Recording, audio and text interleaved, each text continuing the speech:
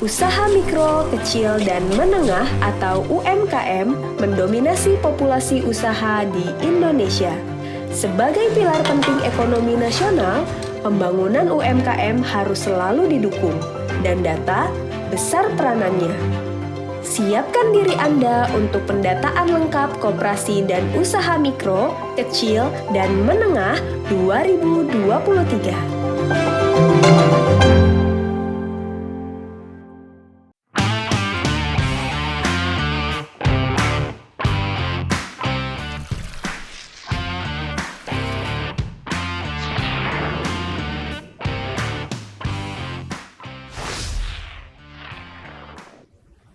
Ya, halo kawan cerita, jumpa lagi di podcast BPS Sumatera Utara Pasca Libah.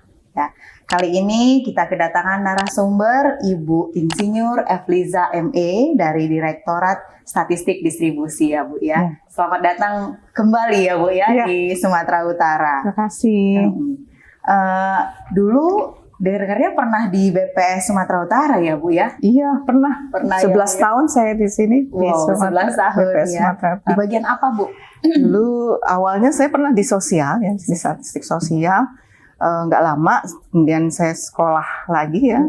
Lanjutkan sekolah, pulang dari sekolah saya ditempatkan di statistik distribusi. Distribusi ya. Tentunya pasti ada perbedaan ya Bu ya, yang spesifik dari BPS Sumatera Utara. Apa kira-kira Bu yang begitu lihat tadi? Dari sejak dulu spesial ya BPS Sumatera Utara itu dari sisi hubungan kekeluargaannya luar biasa kalau saya lihat ya.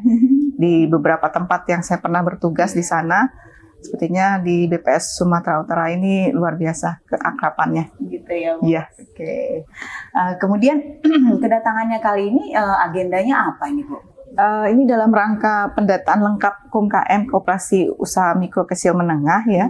Jadi ini bagian dari supervisi. Saat ini kan sedang berlangsung pelatihan petugas ya. Betul. Sampai dengan nanti tanggal 14. Bu, sekarang itu kan pastinya ada perubahan-perubahan di BPS ya, terutama khususnya juga di statistik distribusi pastinya. Kira-kira bisa diceritain Bu proses bisnis di statistik distribusi, karena pastinya kondisi perubahan dulunya bagaimana, sekarang sudah bagaimana. Iya, statistik distribusi ini sebenarnya bukan suatu yang baru ya bagi saya ya.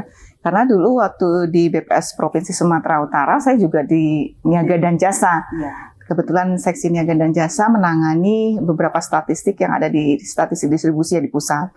Jadi dulu saya itu pernah mengumpulkan dokumen ekspor impor ya. Jadi terlihat sekali ya perubahannya. Dulu dokumen ekspor impor itu kita ambil secara hard copy, kemudian dikirim ke pusat dan dikirim di pusat. Nah setelah saya berada di statistik distribusi itu luar biasa perubahannya. Jadi semua sudah dalam bentuk soft copy.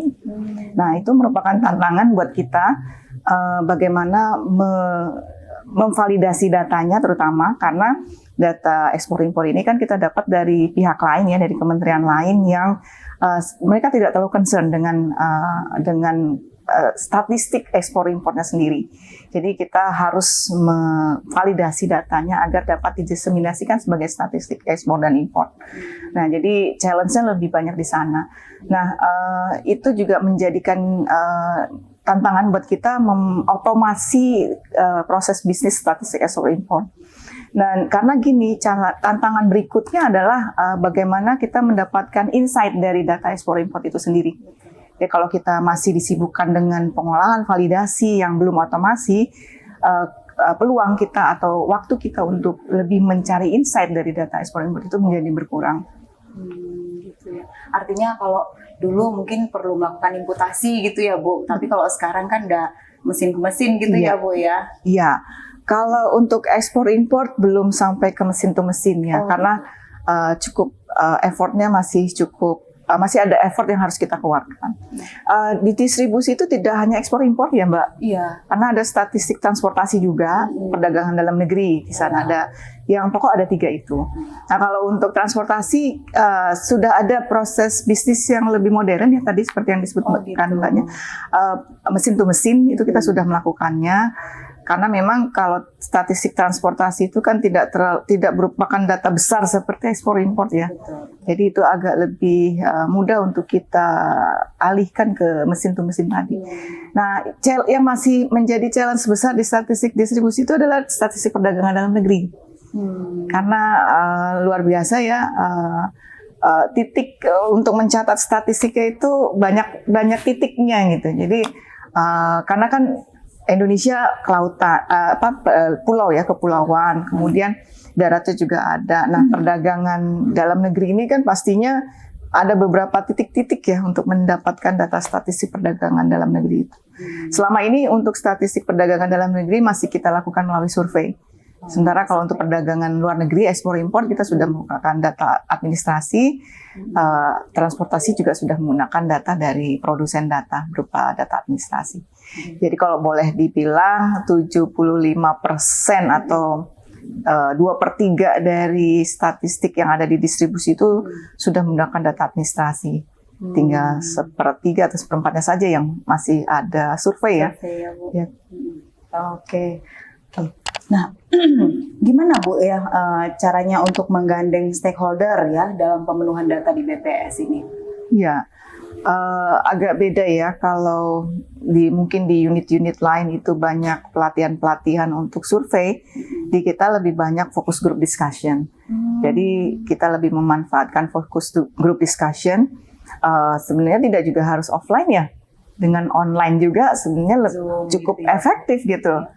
Cukup efektif, kita mengundang narasumber dari berbagai stakeholder yang ada yang terkait dengan di statistik distribusi, dan luar biasa ya. Mungkin tadinya kita berpikir apa iya ya mereka akan memberikan welcome untuk memberikan data, tapi ternyata ya antusias juga gitu ya.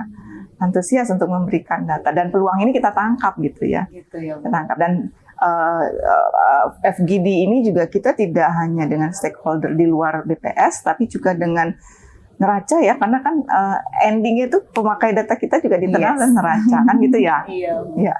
Jadi kalau gitu Bu, mengadakan FGD-nya ada yang secara rutin gitu Bu? Memang. Iya, kita coba untuk rutin ya. Paling tidak ada evaluasi setiap semester begitu ya. Karena contohnya tadi statistik transportasi. Walaupun itu mungkin sudah mesin to mesin, tapi kan quality data perlu kita lihat lagi gitu ya. Jadi di setiap FGD kita selalu ada dua hal. Satu, pertama kita mempresentasikan evaluasi dari sisi kita. Kemudian yang kedua dari sisi stakeholder itu apakah ada perubahan-perubahan yang mungkin kita harus tahu gitu supaya bisa menyesuaikan dengan kebutuhan kita. Seperti itu. Datanya iya, gitu betul. Ya, Bu, ya. Dan di sana juga ada peluang untuk pembinaan ya. Ya, karena produsen data itu kan memproduksi data sebatas apa yang mereka butuhkan. Tapi dari statistik kan tentu ada standar-standar yang harus bisa kita sampaikan ke mereka tanpa mungkin bagi mereka itu nggak terlalu penting gitu ya, tapi bagi kita statistik itu penting gitu. Jadi istilahnya begini, kita tuh pengen kebutuhan mereka tetap bisa jalan, dipenuhi, tapi dari sisi statistik juga kita inginnya bisa juga diterapkan gitu. Jadi simbiosis mutualisme ya. Jadi dari sisi mereka untuk kepentingan bisnis ya, karena sebagian besar dari statistik transportasi itu kita dapatkan langsung dari produsennya. Contohnya statistik angkutan rel itu dari KAI, CI seperti itu. Sementara untuk udara itu dari Angkasa Pura. Kemudian untuk statistik transportasi angkutan laut itu dari Pelindo seperti itu. Jadi kan mereka lebih kepada concern ke bisnis mereka ya. Tapi kalau kita kan secara statistiknya gitu. Jadi ini peluang sih sebenarnya untuk sekaligus melakukan pembinaan statistik sektoral terutama ya. Ya kan, karena di kami itu kebanyakan ya statistik sektoral gitu. Iya. Oke, Ibu, ini kan berdasarkan Undang-Undang Statistik kita nomor 16 ya. Kan BPS itu melakukan sensus penduduk, sensus pertanian, dan sensus ekonomi. Nah, sekarang itu kan sedang berlangsung ya Bu pendataan lengkap UMKM gitu. Iya. Nah, ini katanya sebagai roadmap untuk SE gitu ya Bu ya, sensus ekonomi ya. Boleh diceritakan arahnya gimana? Iya betul Mbak. Jadi hasil sensus ekonomi tahun 2016 itu kan hampir hampir kurang lebih 99% itu adalah usaha kecil mikro menengah. Jadi kami menganggap pendataan PLKUM UMKM ini merupakan peluang untuk sekaligus menjadi roadmap untuk SE. Karena tadi 99% loh. Jadi kan kalau UMKM ini berhasil, paling tidak itu akan menjadi prelis untuk sensus ekonomi yang ke depan. Kita sih pengennya seperti SP ya, combined method, atau kalau di internasional itu sensus yang berbasiskan registrasi. Ya, berbasis registrasi. Artinya kan pendataan PLK UMKM ini boleh dibilang kan registrasi dari usaha kecil, mikro, dan menengah kan begitu. Nah, itu menjadikan dasar kita atau prelis kita nanti untuk sensus ekonomi. Jadi nanti tinggal hanya menyisakan usaha-usaha besar aja gitu ya. Itu yang mungkin yang perlu kita pikirkan. Dan PLK UMKM ini sebenarnya juga tidak berhenti sampai di sini ya. Karena kan seperti kita ketahui dia ada 3 tahap pendataan tahun 2022, 2023, dan 2024. Nah, tidak berhenti sampai di situ. Seharusnya memang ada pemutakhiran yang berkala, dan itu rencananya kita akan berkolaborasi dengan Kementerian UKM untuk bagaimana ya cara memaintain atau merawat data ini. Seperti halnya mungkin analog dengan data DTKS, data Reksosek seperti itu. Nah, itu analog seperti itu juga kan datanya tidak hanya satu titik ya, tapi itu kan dinamis ya, harapannya bisa di-maintain. Nah, itu yang mungkin perlu kita pikirkan bagaimana caranya. Nah, kalau ini berjalan, otomatis sensus ekonomi mungkin suatu saat sudah tidak diperlukan lagi ya. Ya kan? Karena sudah ada proses mekanisme untuk memutakhirkan data ini. Tapi itu masih dalam roadmap kita gitu. Harapannya bisa terwujud sehingga nanti kalau misalnya ini bisa berjalan rutin gitu ya, pemeliharaan datanya tidak menutup kemungkinan sensus ekonomi ya bisa jadi ke depan entah tahun berapa gitu udah nggak ada lagi. Dan kita ini kan juga dalam rangka masih merevisi undang-undang statistik ya. Ya kan itu kan juga kaitannya dengan perkembangan saat ini kan saat ini. Satu lagi sebenarnya PLKUM KM termasuk juga sensus itu kan sebenarnya dalam rangka kita membentuk suatu frame ya. Kalau untuk mendapatkan indikator makro kita kan tidak harus sensus. Ya kan? Tapi frame kita harus dengan survei ya, dengan survei tapi dengan syarat frame-nya bagus kan begitu ya. Jadi sebenarnya pendataan PLKUM KM termasuk juga nanti sensus ekonomi itu dalam rangka membentuk frame yang bagus, mutakhir yang selalu diperbarui sehingga nanti begitu kita mau melakukan survei untuk mendapatkan indikator makro yang lebih spesifik, kita sudah punya frame yang bagus sehingga hasil dari survei nanti tentunya representativeness dari populasi yang ada. Seperti itu, Mbak. Gitu ya, Bu. Iya, harapannya berarti PLK UMKM ini bisa berjalan dengan baik ya, Bu. Iya, insya Allah mudah-mudahan. Dan itu perlu dukungan teman-teman semua, termasuk di BPS Provinsi Sumatera Utara ya, dan teman-teman di kabupaten kota. Nah, sebagai unsur pimpinan ini ya, Bu ya, kan reformasi birokrasi di BPS ini sudah dilakukan gitu. Kira-kira apa yang sudah dilakukan, Bu? Mungkin ada yang bisa diadopsi BPS Provinsi ataupun sampai level kabupaten kota. Iya, mungkin yang sederhana atau yang mulai dari yang kecil ya. Di kami itu sudah merubah sistem kerja. Dan mungkin juga di provinsi di Sumatera Utara, daerah Sumatera sudah dilakukan juga ya. Cuman memang mungkin belum ada standar ya. Jadi di kami itu sudah terbentuk tim-tim gitu ya. Sesuai amanah dari Permenpan RB itu kan sistem kerja kalau dulu mungkin tinggi begitu ya, ada level yang tinggi gitu ya.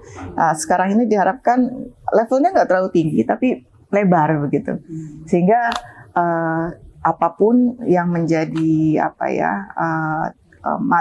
topik yang akan kita kerjakan itu lebih fokus gitu. Nah, lebih dalam bentuk tim gitu. Dan itu sekarang ini kalau dulu kan tersekat-sekat dengan subdit ya. Satu orang dia ya hanya kerja di subdit Itu itu aja. saja gitu. Sekarang di kami itu satu orang bisa ada di 3 tim seperti itu. Jadi dia punya punya knowledge yang lebih dibandingkan sebelumnya gitu ya. Sebelumnya dia hanya tahu satu subdit saja, tapi sekarang dia udah bisa.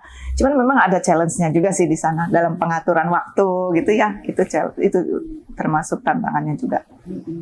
Ya. Iya, udah banyak juga nih ya Bu cerita kita ya Bu. Oke, Iya. untuk menutup podcast ini, karena sekarang sedang pelaksanaan PLK UMKM ini Bu, kira-kira apa himbauan Bu ini terhadap pengusaha UMKM Bu? Monggo Bu. Ya, saya berharap kepada pengusaha UMKM yang ada di Provinsi Sumatera Utara dan di seluruh Indonesia dapat membantu petugas untuk memberikan jawaban dengan benar ya apa adanya agar didapatkan satu data DTKS PLK UMKM untuk kebijakan terkait dengan usaha kecil, mikro, dan menengah. Siap Bu ya. Ya, Atas sama-sama. sharing-sharingnya banyak pengetahuan yang kita dapat dari Bu Lili ya. Baik demikian podcast kali ini kawan cerita. Sampai ketemu lagi di acara podcast berikutnya. Jangan lupa like, subscribe, dan share. Terima kasih.